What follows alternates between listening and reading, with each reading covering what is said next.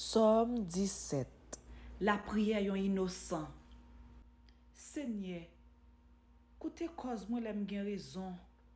Prends calme lèm ap rele nan pied ou. Koutem non lèm ap la prière ou.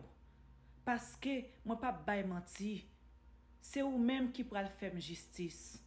Parce que ou est côté justice la yi. Ou met son de kem, ou met vin wem nan mitan nan nuit. Ou met examinem tout jan. Ou pas jwenn aucun mauvais idée dans kem. Parole qui nan bouche moi, c'est li qui nan kem.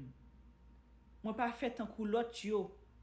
Moi obéi commandement ou yo. Moi pas fait tant kou moun k'ap maltraité frère pareil yo. C'est dans chemin ou yo moi toujours marcher. C'est yo même moi suivre net aller. M'a prele ou, bon Dieu.